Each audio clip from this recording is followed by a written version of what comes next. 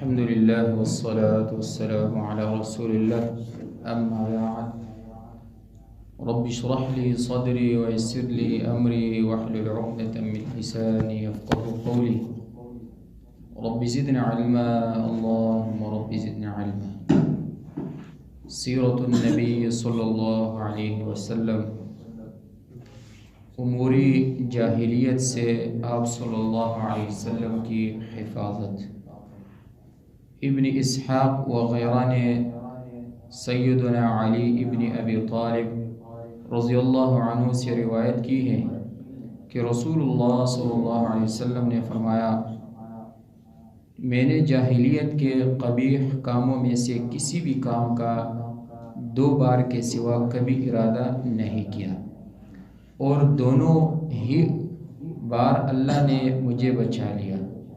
میں نے ایک رات ایک قریشی جوان سے کہا، تم میری بکریوں کا خیال رکھو تاکہ آج کی رات میں مکہ جا کر دیگر نوجوانوں کی طرح کچھ سرور اور غنا کی مجلسوں میں شرکت کروں۔ اس نے میری بات مان لی تو میں وہاں سے نکل کر مکہ کے سب سے قریب گھر کے پاس آیا، جس کے اندر سے گانے اور ڈھولک اور بانسری کی آواز آ رہی تھی۔ میں نے لوگوں سے پوچھا، یہاں کیا ہو رہا ہے؟ انہوں نے کہا، فلاں کی شادی ہوئی ہے۔ میں وہیں بیٹھ کر سننے لگا یہاں تک کہ مجھے نیند آ گئی، اور جب آفتاب کی گرمی سے میری آنکھ کھلی تو میں اپنے ساتھی کے پاس لوٹ گیا۔ پھر دوسری رات بھی میں نے ایسا ہی کیا۔ اللہ کی قسم، میں نے اس کے بعد کبھی بھی اہل جاہلیت کا کوئی کام نہیں کیا، یہاں تک کہ اللہ رب العالمین نے مجھے نبوت سے سرفراز فرمایا۔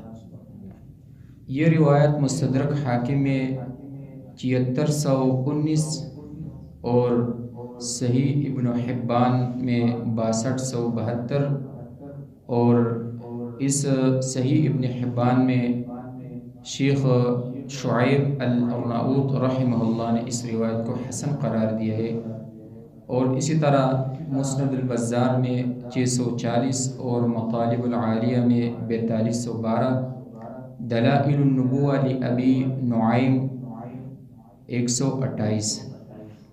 اور اس روایت کو جیسے کہ میں نے عرض کیا، شعیب الارناؤط رحمہ اللہ اس نے اس روایت کو حسن قرار دیا ہے، اور اسی طرح ابن حبان نے بھی اس روایت کی توثیق کی ہے۔ مستدرک یہ حاکم رحمہ اللہ نے بھی اس کی توثیق کی ہے، اور اسی طرح دیگر محققین نے بھی اس روایت کی توثیق کی ہے، لہذا یہ روایت حسن درجے کی ہے، واللہ تعالی اعلم۔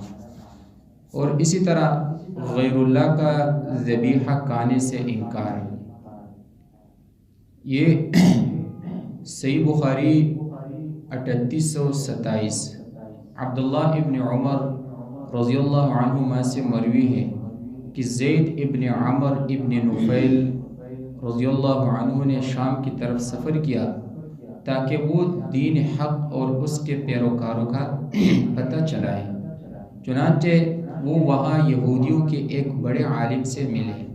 اس عالم سے ان کے دین کے بارے میں پوچھا اور کہا کہ شاید میں تمہارا دین قبول کر لوں، لہٰذا مجھے اپنے دین کے بارے میں بتلائیے۔ یہودی عالم نے کہا، آپ ہمارے دین اختیار نہیں کر سکتے حتیٰ کہ اللہ کی غضب میں سے اپنا حصہ نہ لے لیں۔ اس پر جناب زید رضی اللہ عنہ نے کہا، اللہ کی غضب سے تو بھاگتا ہوا یہاں آیا ہوں، مجھ میں ہمت نہیں کہ میں اللہ کی غضب میں سے معمولی سا حصہ بھی لوں، لہٰذا آپ براہ کرم کسی اور کی طرف میری رہنمائی کر دیجیے۔ اس پر یہودی عالم کہنے لگا، میں سوائے دین حنیف کے کسی دین کو نہیں جانتا۔ زید رضی اللہ عنہ نے پوچھا، دین حنیف کیا ہے؟ یہودی عالم نے کہا، ابراہیم علیہ السلام کا دین کہ وہ یہودی تھے نہ عیسائی تھے، اور نہ وہ اللہ کے علاوہ کسی اور کی عبادت کرتے تھے۔ اب یہاں سے زید رضی اللہ عنہ نکلے اور سیدھے ایک عیسائی عالم سے جا ملے۔ اس سے بھی اسی طرح ہم کلام ہوئے جس طرح یہودی عالم سے ہوئے تھے۔ عیسائی عالم نے کہا آپ ہمارے دین کو اختیار نہیں کر سکتے یہاں تک کہ اللہ کی لعنت میں سے اپنے حصے کی لعنت نہ لے۔ زید رضی اللہ عنہ نے کہا میں تو اللہ کی لعنت سے بھاگ کر یہاں آیا ہوں اور میں اللہ کی لعنت میں سے کچھ بھی اٹھا نہیں سکتا اور نہ اللہ کے غضب سے کچھ بھی اٹھانے کی طاقت رکھتا ہوں، لہذا بہتر ہے کہ آپ میری رہنمائی کہیں اور کر دیجئے۔ عیسائی عالم نے کہا میں کسی دین کو نہیں جانتا سوائے دین حنیف کے۔ زید رضی اللہ عنہ نے کہا وہ دین حنیف کیا ہے؟ عیسائی عالم نے جواب دیا ابراہیم علیہ السلام کا دین، کہ وہ یہودی تھے نہ عیسائی تھے اور نہ وہ سوائے اللہ کے کسی کی عبادت کرتے تھے۔ چنانچہ جب زید رضی اللہ عنہ نے یہودی اور نصارہ کی باتوں کو ابراہیم علیہ السلام کے بارے میں سنا تو وہاں سے نکل کھڑے ہوئے اور جب باہر آئے تو دونوں نے ہاتھ اٹھا کر کہا اللہم انی اشہدک انی علی دین ابراہیم علیہ السلام، اے اللہ میں تجھے گواہ بناتا ہوں کہ میں دین ابراہیم پر ہوں۔ اور صحیح بخاری 3828 میں یہ ہے کہ اسماء بنت ابی بکر رضی اللہ عنہ کہتی ہے میں نے زید ابن عمر ابن نفیل کو دیکھا کہ وہ کعبہ کے ساتھ ٹیک لگائے ہوئے کھڑے کہہ رہے تھے اے قریش کے لوگوں، اللہ کی قسم تم لوگوں میں سے میرے علاوہ کوئی بھی دین ابراہیم پر نہیں۔ اسی طرح بیٹی پیدا ہونے پر جو کوئی اسے اپنی بے عزتی خیال کرتا اور اسے زندہ درگور کرنے کی کوشش کرتا تو زید رضی اللہ عنہ اس آدمی سے کہتا اس بچی کو قتل نہ کر، میں اس بچی کے تمام اخراجات برداشت کرتا ہوں۔ پھر وہ ایسا بھی کرتے کہ اس بچی کو باپ سے لے لیتے۔ جب بچی پرورش پا کر جوان ہو جاتی تو زید اس بچی کے باپ سے کہتے اگر تو چاہے تو میں اس بچی کو تیرے حوالہ کر دیتا ہوں اور اگر چاہے تو تجھے ان کے تمام اخراجات بھی دینے کو تیار ہوں۔ اور اسی طرح صحیح بخاری میں 3824 نمبر پر یہ ہے کہ عبداللہ ابن عمر رضی اللہ عنہما کہتے ہیں اللہ کے رسول صلی اللہ علیہ وسلم پر ابھی وحی کے نزول کا آغاز نہ ہوا تھا کہ آپ صلی اللہ علیہ وسلم نے مکہ کے قریب بلدہ کے نشیب میں زید ابن عمر ابن نفیل سے ملاقات کی۔ اللہ کے رسول صلی اللہ علیہ وسلم کے سامنے دسترخوان بچھایا گیا تو آپ صلی اللہ علیہ وسلم نے دسترخوان پر آنے والے کھانے کو تناول کرنے سے انکار کر دیا۔ پھر جناب زید جو وہاں موجود تھے وہ بھی کہنے لگے انی لست آکل مما تذبحون علی انصابکم ولا آکل مما ذکر اسم اللہ علیہ،